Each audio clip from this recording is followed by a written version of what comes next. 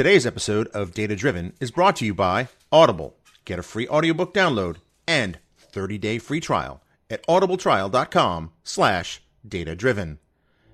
Hello and welcome to Data Driven, the podcast where we explore the emerging field of data science. We bring the best minds in data, software engineering, machine learning and artificial intelligence. Now here are your hosts, Frank Lavinia and Andy Leonard. Hello and welcome back to Data Driven, the podcast where we discuss the new oil, that is data. And with me, as always, is Andy Leonard. How you doing, Andy? I'm well, Frank. How are you? I'm doing well. I'm working my way through the data science certification, and I'm in the middle of Class 8. Wow. So how many classes are there?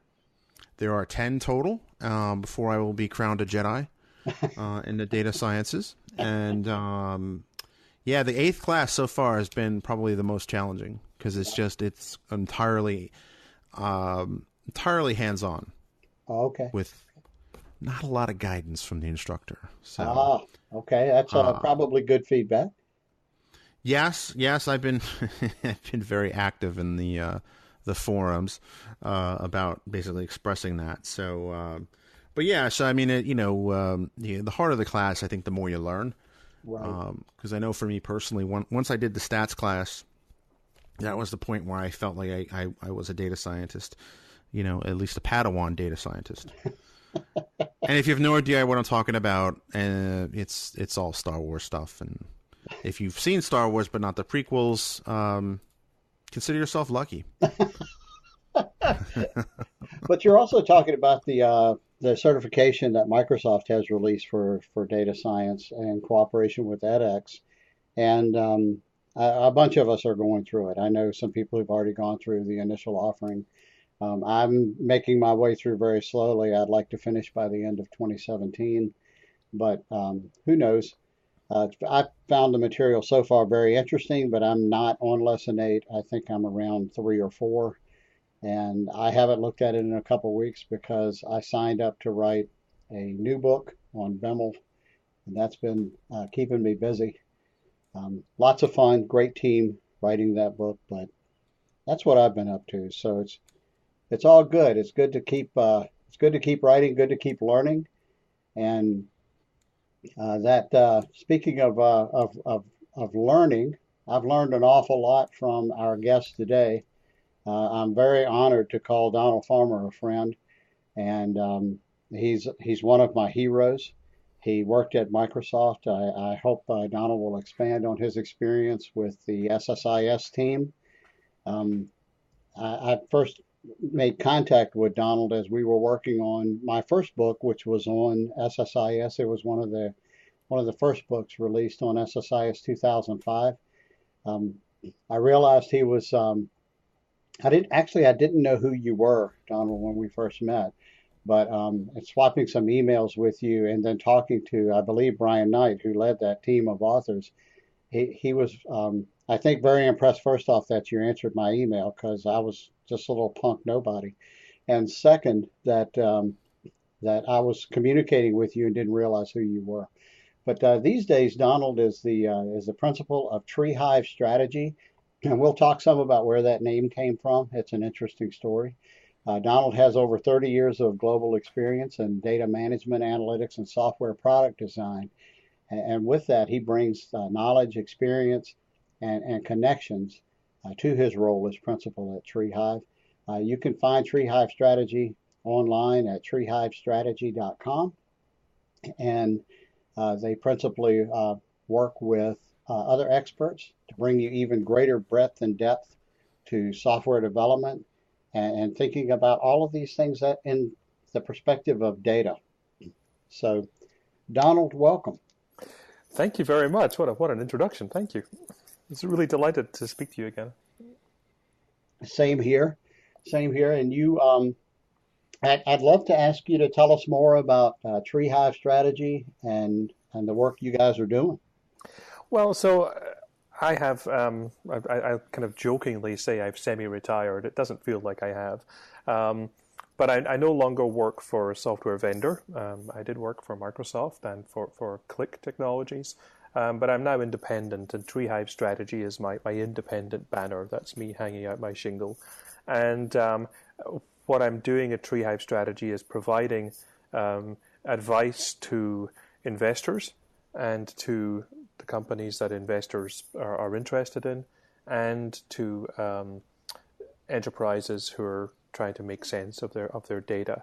And I provide strategic advice. I'm not doing a lot of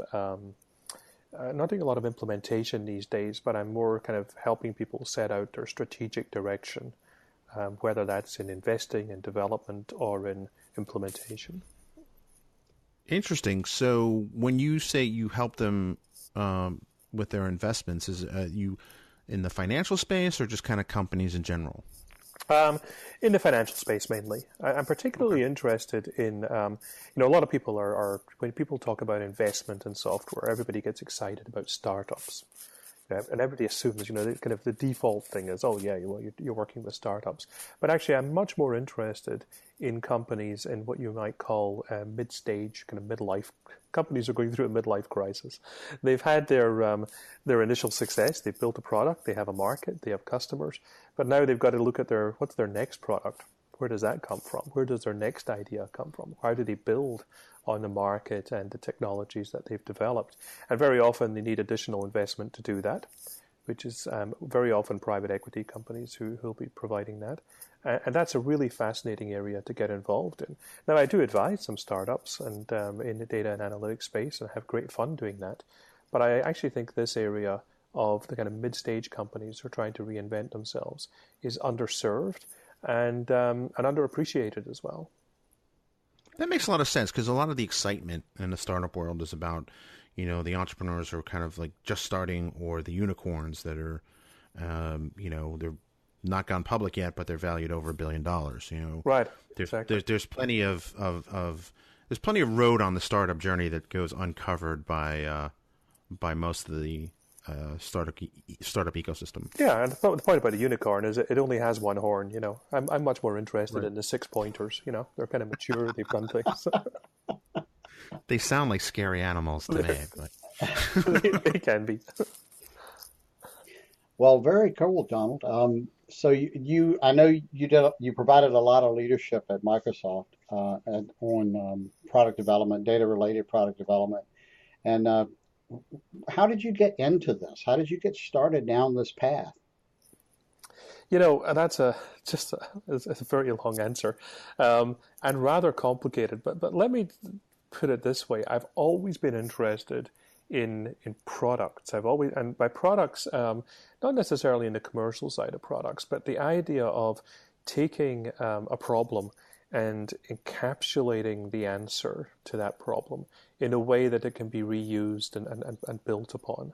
I had a great advantage when I grew up, which is that we had computers around from quite an early age, and my father was an electronics engineer and was very interested in all sorts of circuitry and computation and digital technology. So we had a lot of this stuff just around.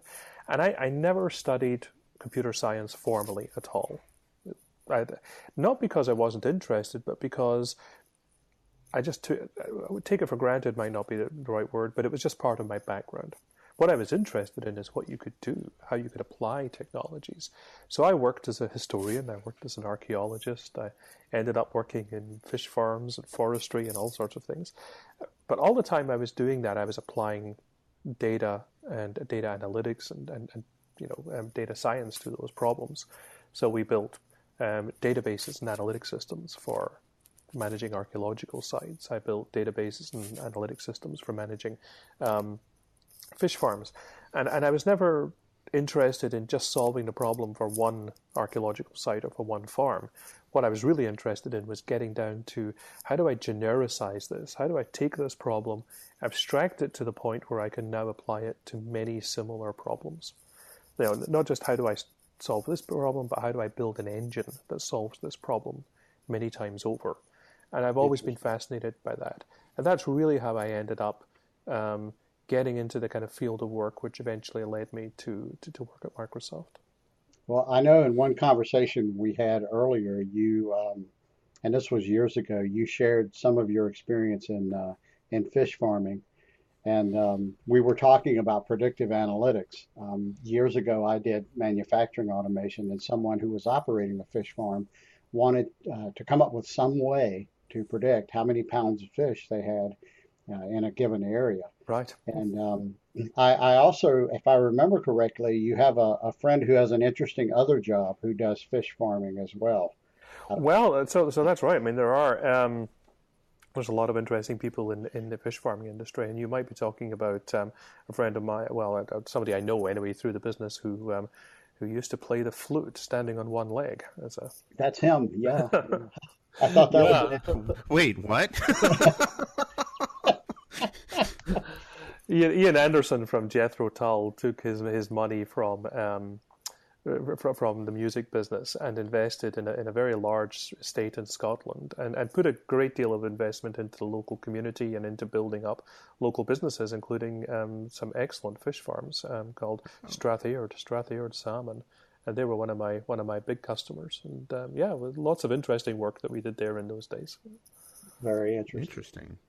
So you had sensors and whatnot in the, or you just took manual readings or anything like that? Well, so here's an interesting side of this. There are several interesting data problems to do with fish farming. And yes, you can build sensors in which will do things like measure temperature. And the growth of a fish is related to the temperature of the water and the amount of food it gets. And so you can do calculations like food conversion ratios and so on to kind of manage the growth of the fish.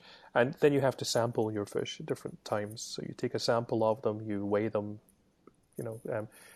weigh the total sample, take some averages. Now you've got the number of fish that you've got. But one of the interesting problems with fish farms is that you never know how much fish you actually have at any one time. Because everything is sampled, you can't go in and count every single one of 500,000 little tiny hatchlings. You simply don't know how many fish you've got.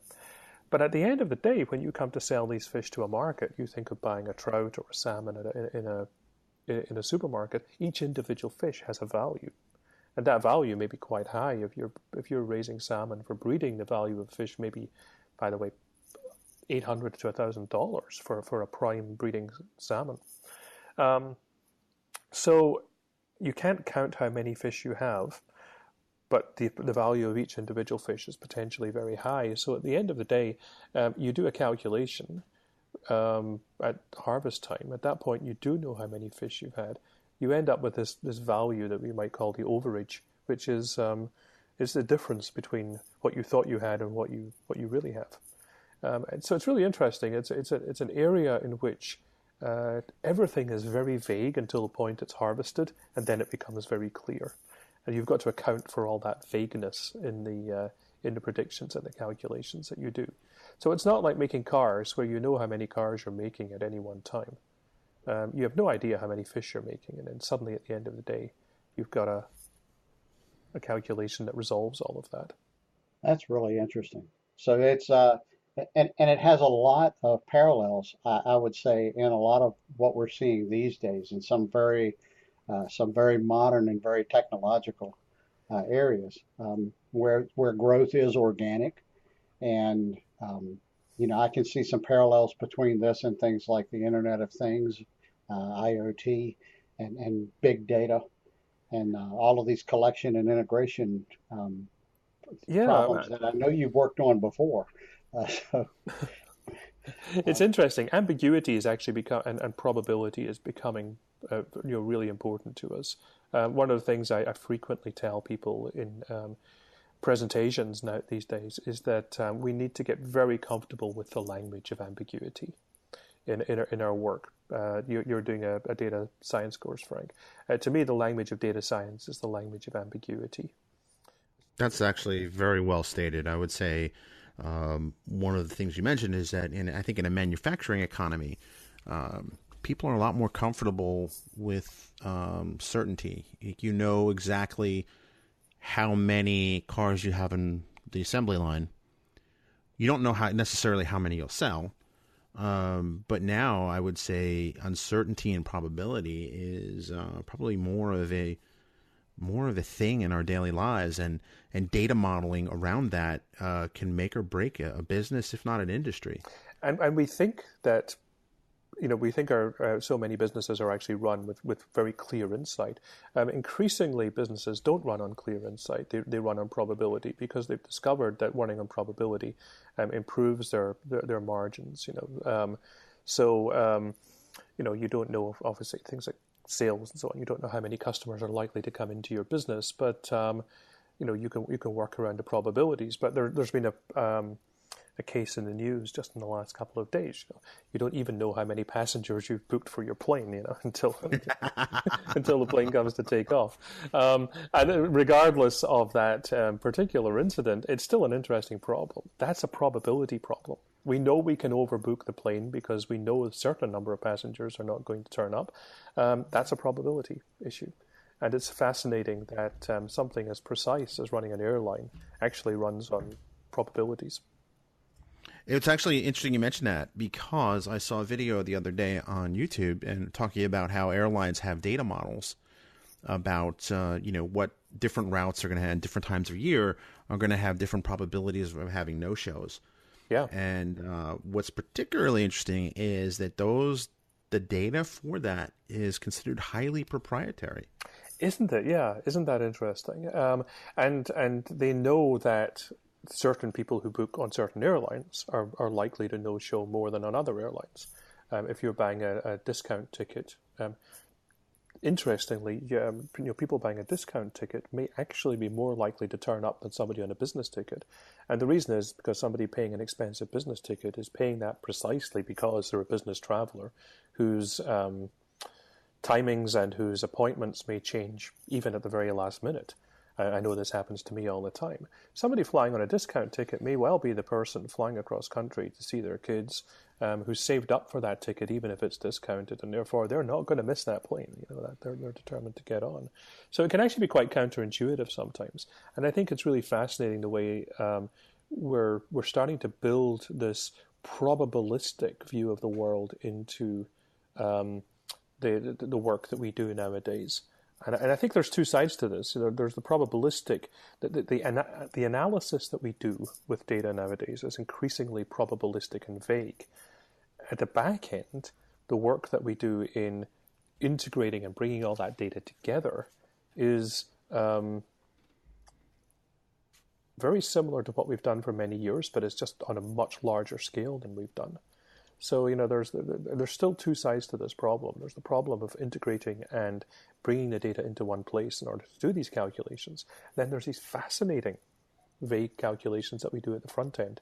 And increasingly, I think our practices and our expertise in this business is going to become sort of polarized between do you know the back end data, or do you know this language of ambiguity at the front end?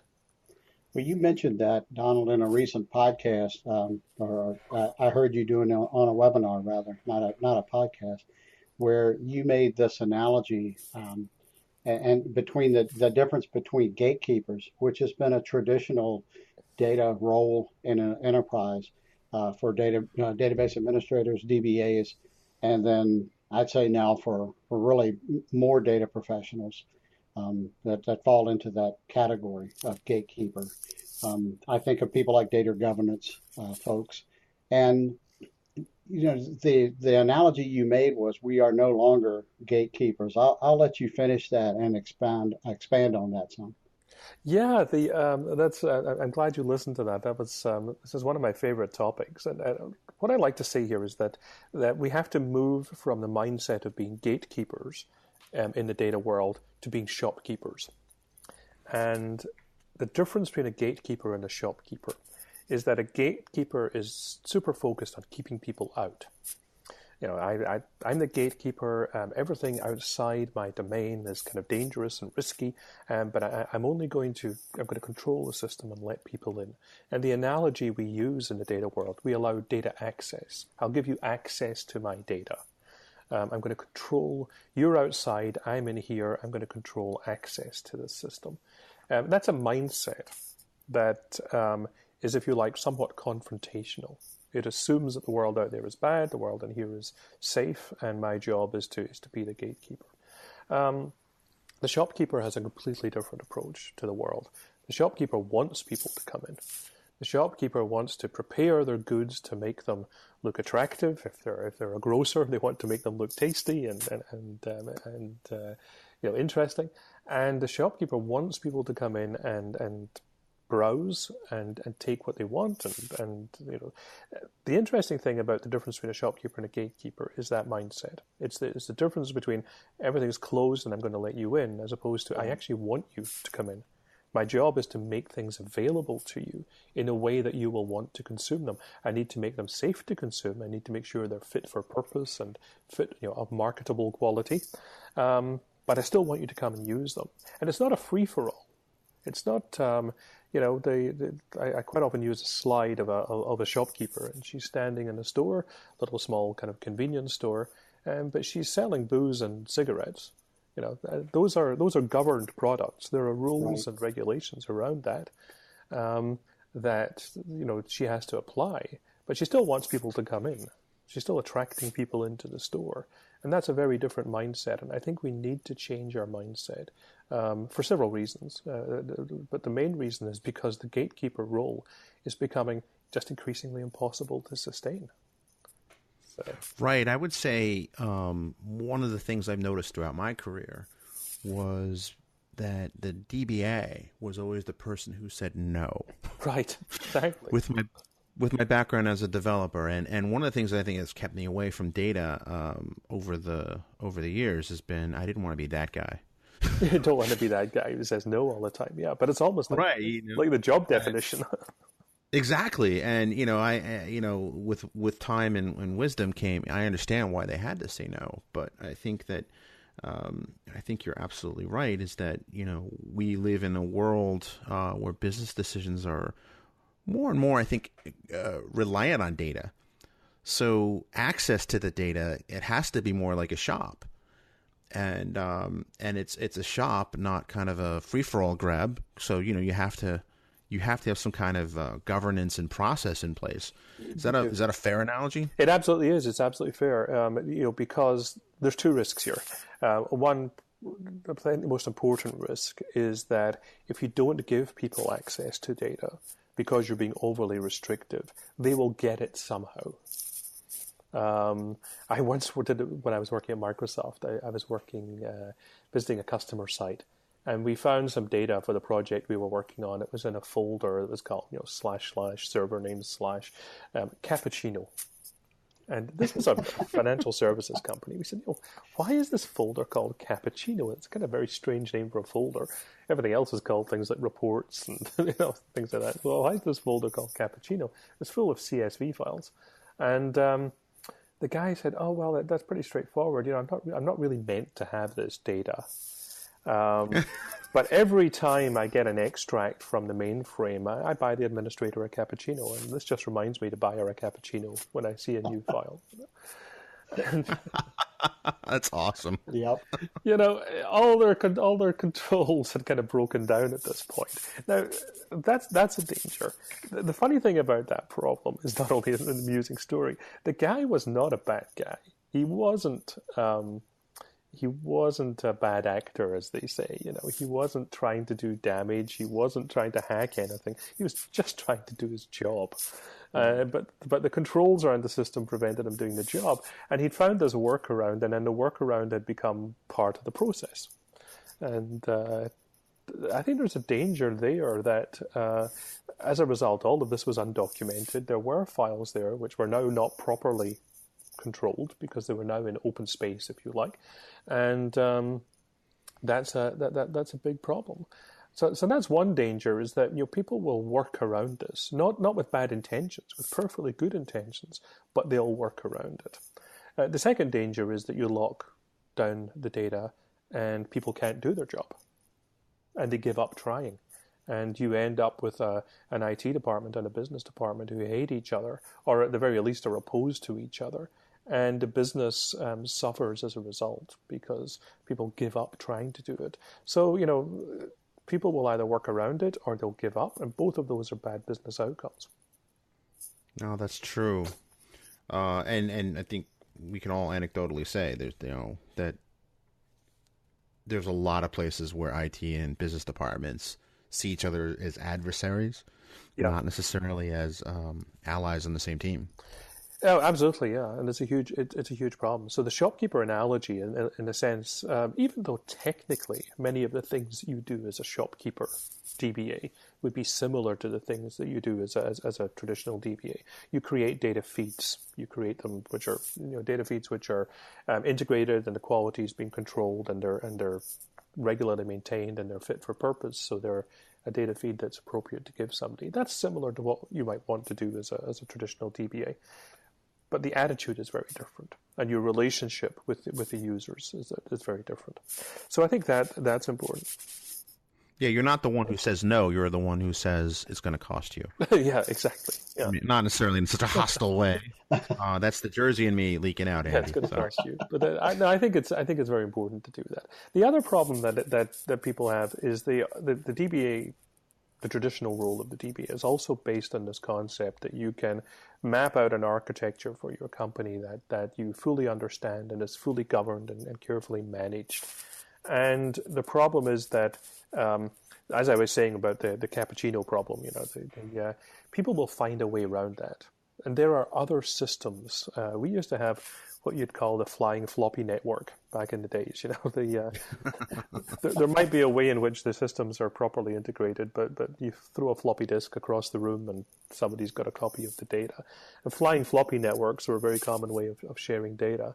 Nowadays I have a different name for that. I call it Nakatomi Space. Do you know where Nakatomi comes from?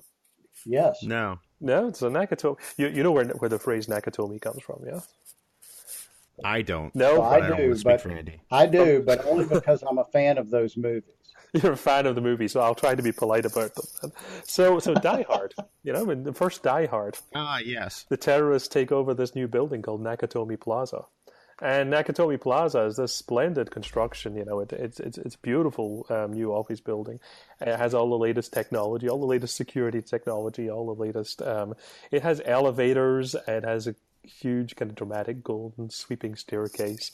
It has beautifully partitioned and laid out modern offices.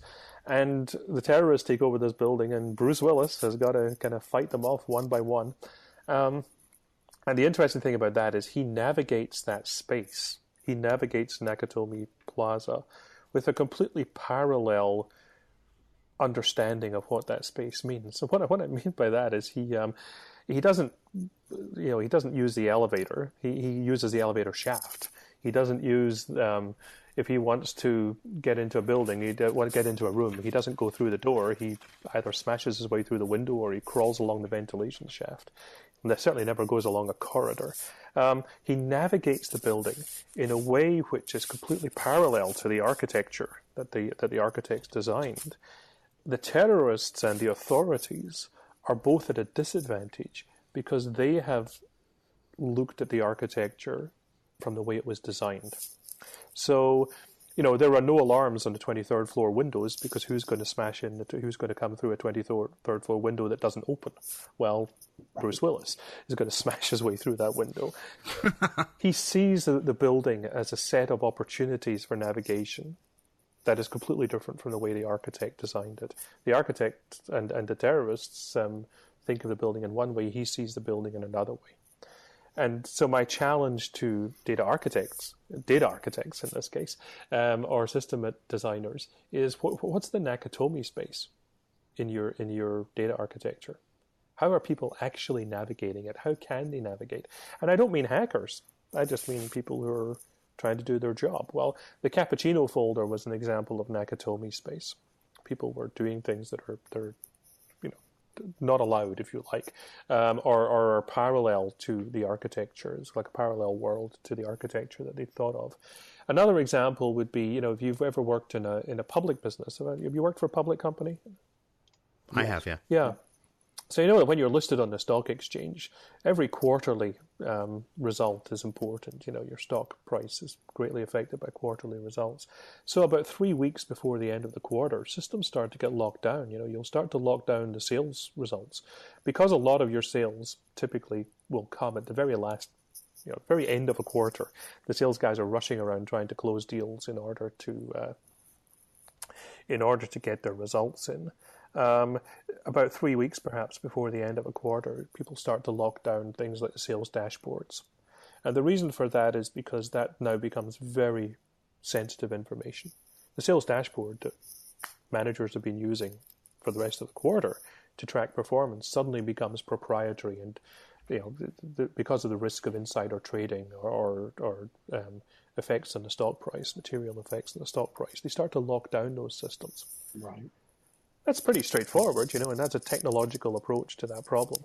There is nothing stopping somebody standing around a water cooler talking about this quarter's performance. Right. True.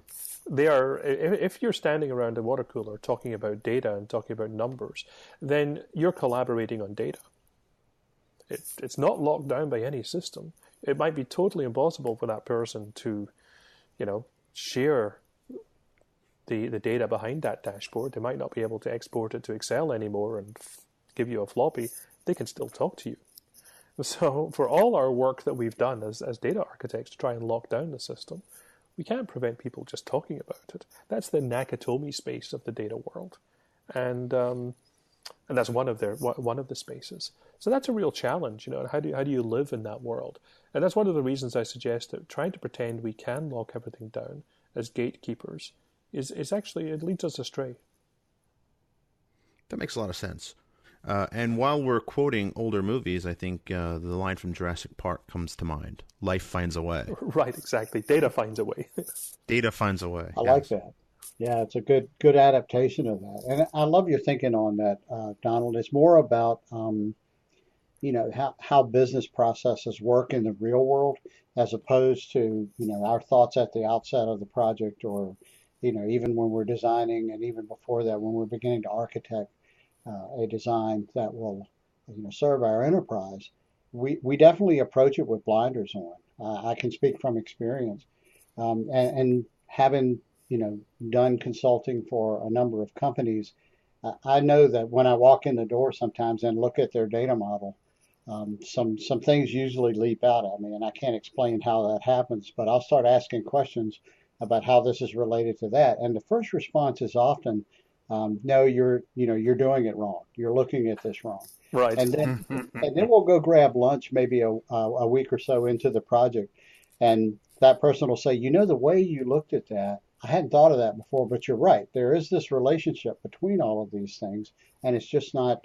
It wasn't obvious when we designed it. It's not obvious to the way we intended the data to be used. But that's how you see these mismatches in correlations inside of the data, the relationships that are either circular or incomplete. They can go both ways. But it's very interesting to think about that. How is this data consumed? How is this data put to work? There are unintended consequences in every data model. And when people design a data model, they generally have a particular set of scenarios in mind.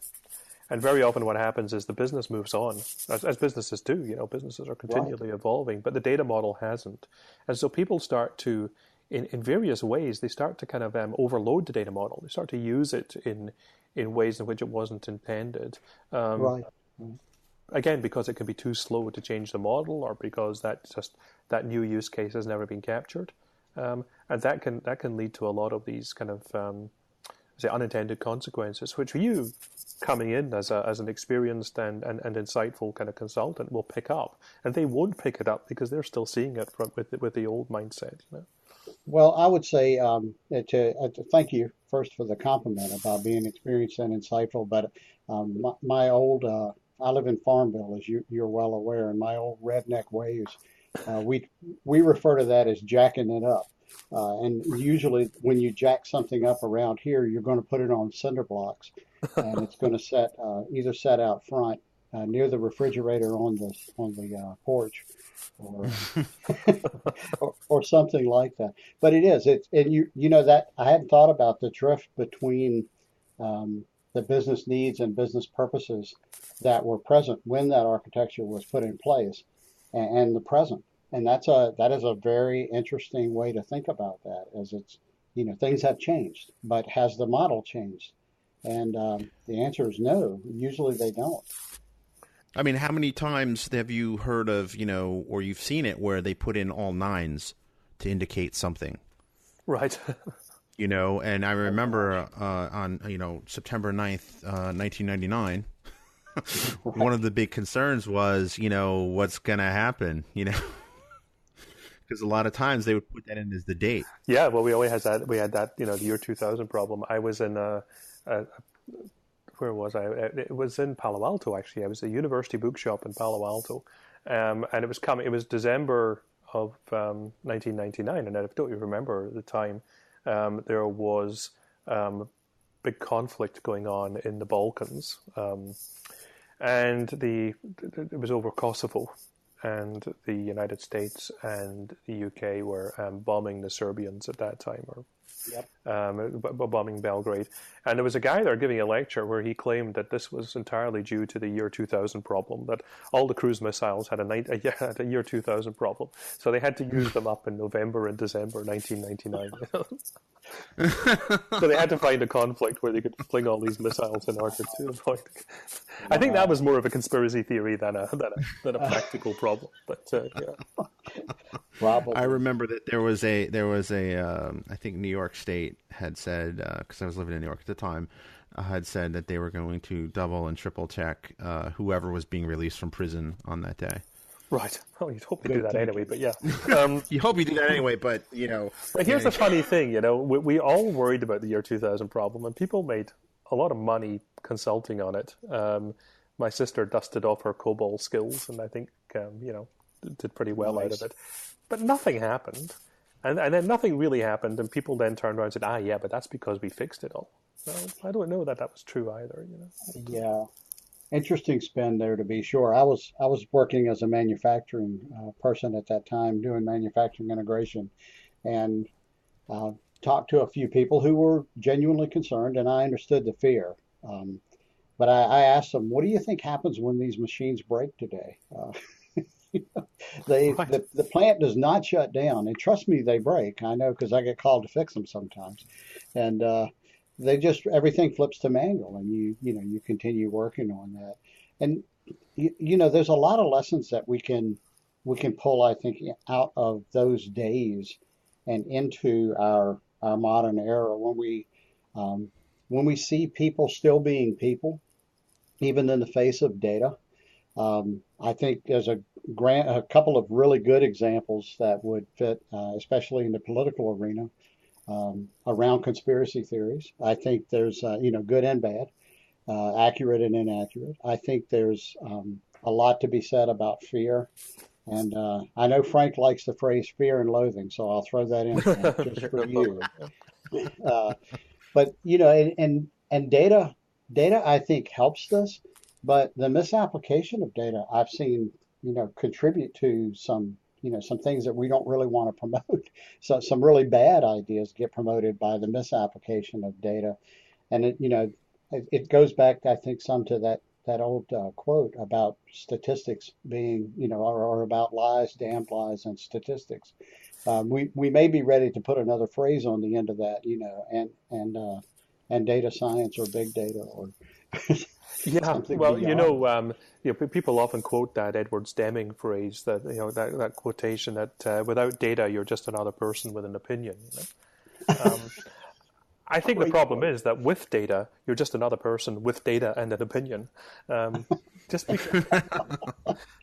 Just because you've got data doesn't mean you don't have opinions. We still bring all our biases when we bring data. You talk about these, the conspiracy theories and some of the things that goes on in politics. But, if data solved the problem of politics, we wouldn't have a problem of politics. It's not as if people don't have data.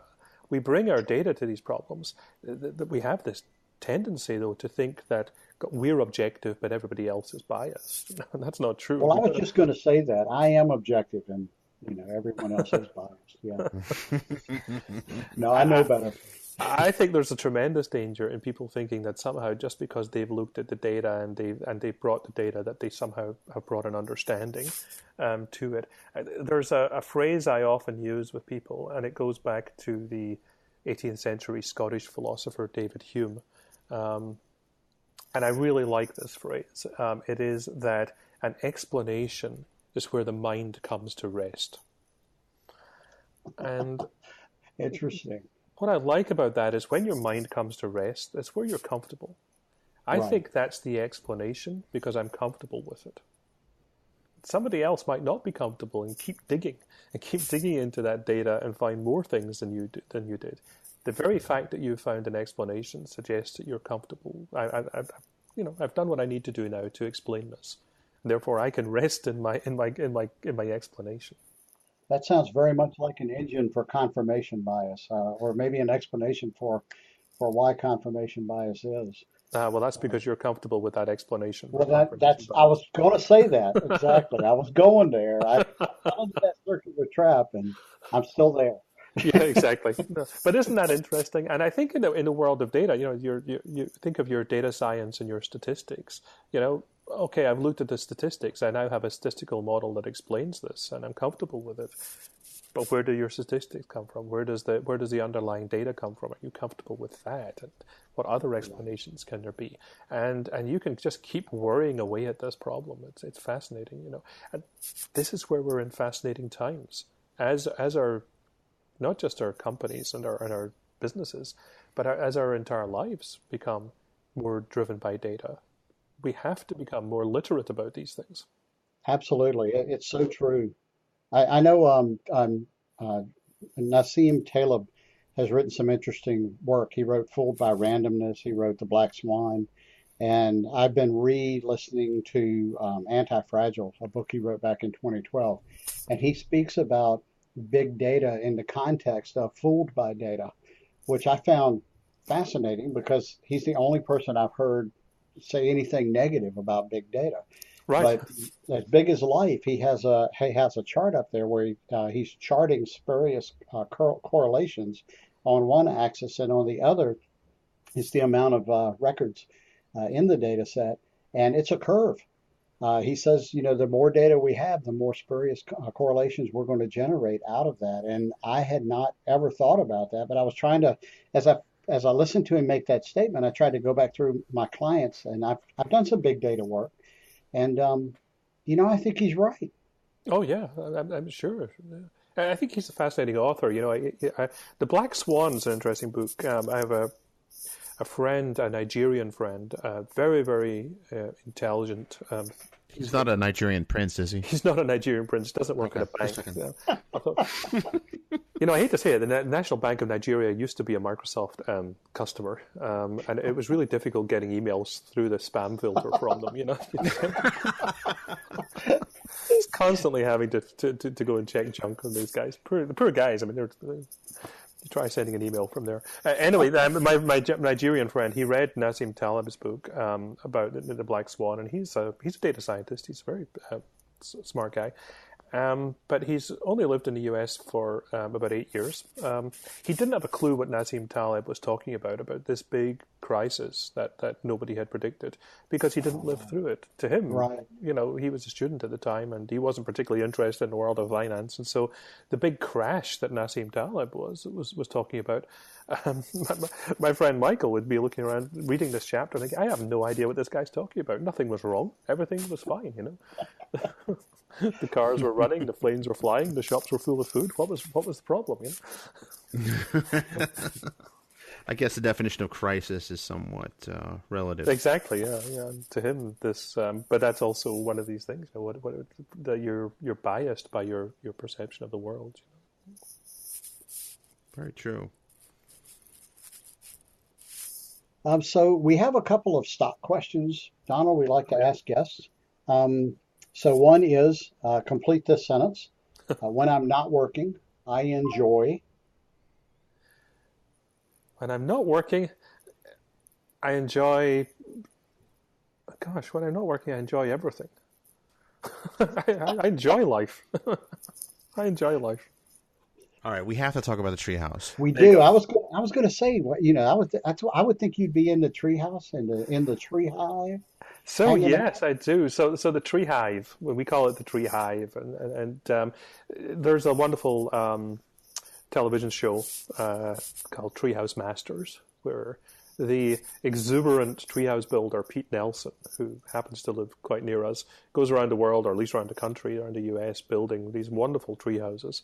And my wife wrote to the show and said, I'd like to build a treehouse. And she had an idea. She's an artist, and she had an idea for a treehouse that would look like a beehive, would look like a natural object just hanging in the tree, rather than a cabin in a tree, which so many of them look like, but look like something natural.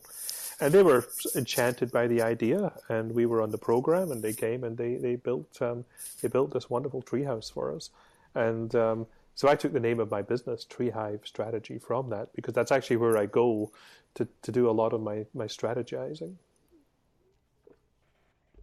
And we'll post a link to the video online. It's an awesome space. Oh yeah, it is. Yeah, and actually, we have lots of those. We have a house which is the house that we live in is made of polystyrene, which is always kind of interesting. It's made of recycled polystyrene.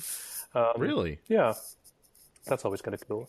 We have a little kind of house which I use for my morning meditation and things, which is made of doors.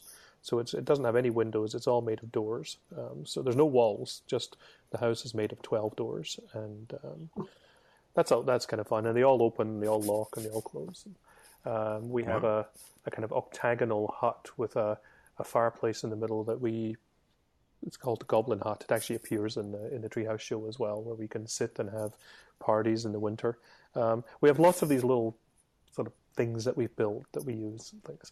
But I love my treehouse, and I love my life. And when I'm not working, well, work is part of life as well. Of course, it's an important part. But as I've got older, just taking the time to appreciate what we actually do and what we have is so important.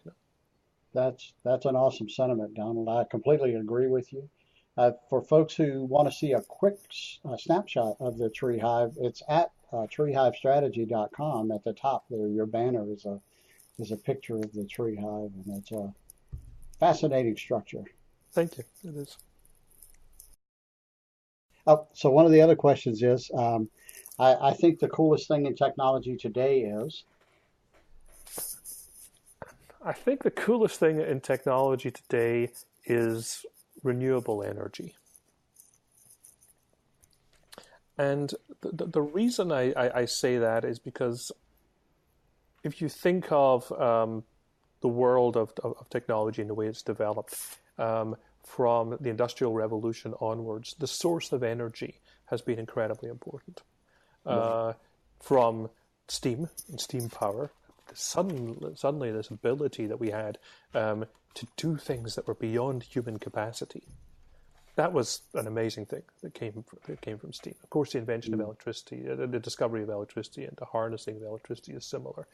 We've lived in an age of dependence on oil, which has driven so much of our history in the last century from the dependence of oil, both in good ways and bad ways. Many of the wars and many of the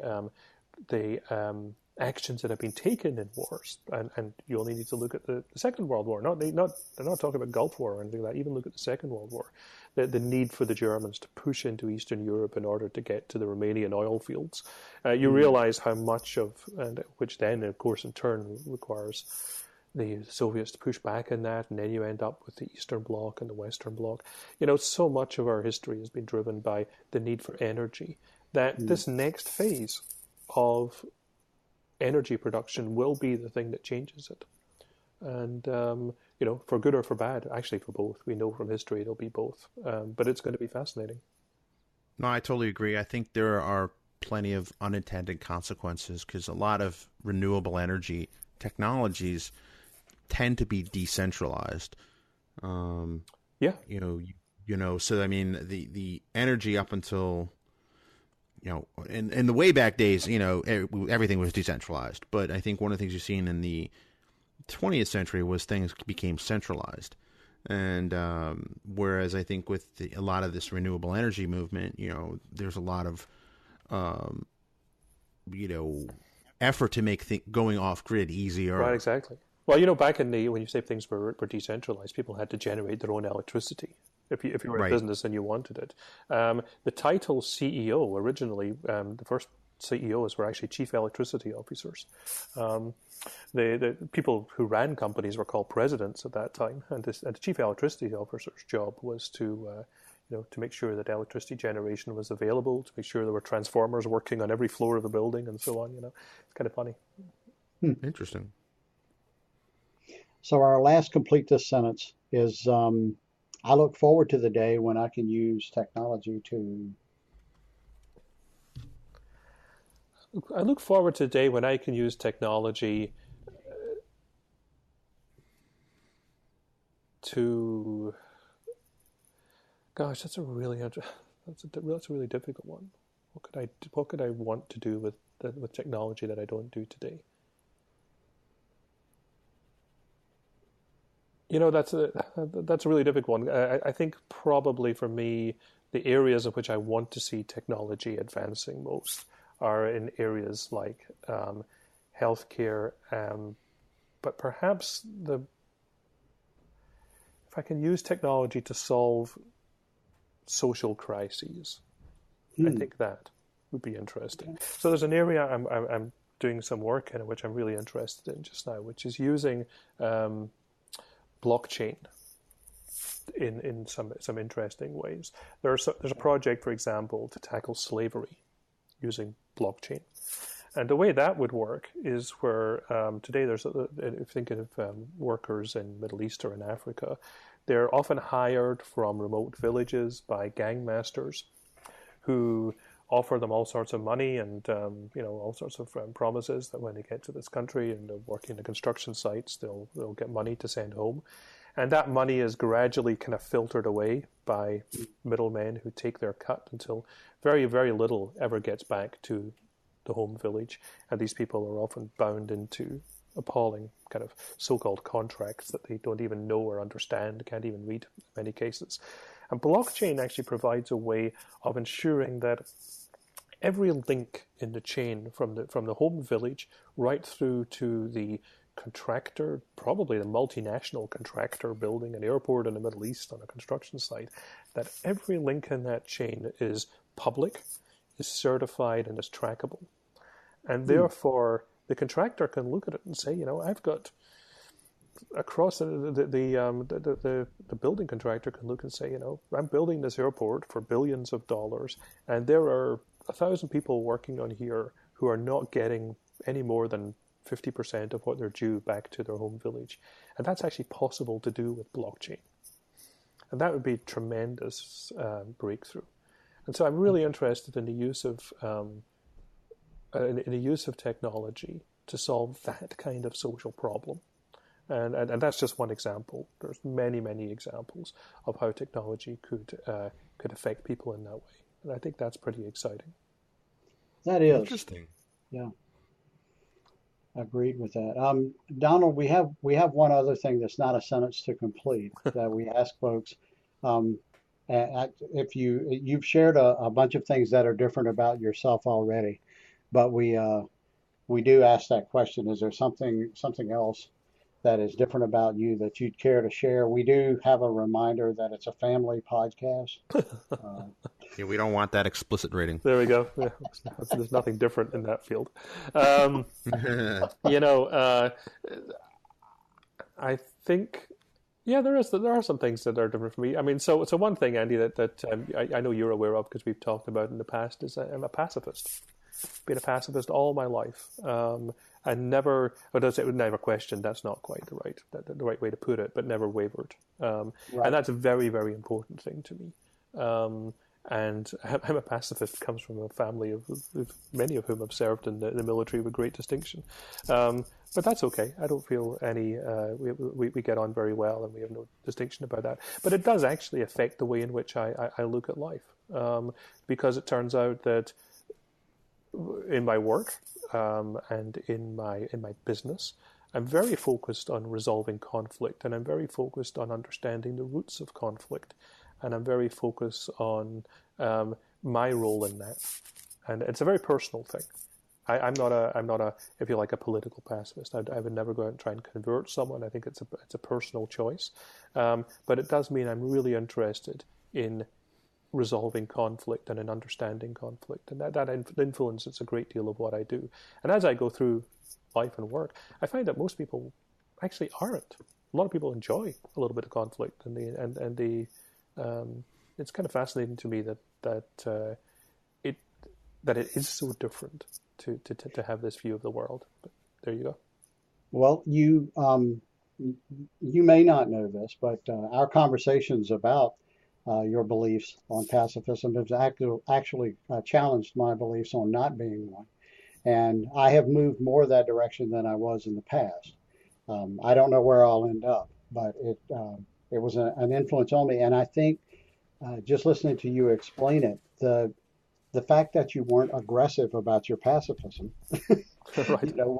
was very refreshing. And in your sharing, at least with me, you demonstrated what you were talking about. While you were preaching, you were practicing what you preached. And I think that went a long way to making me pause and reconsider some of my stances on stuff. So I thank you.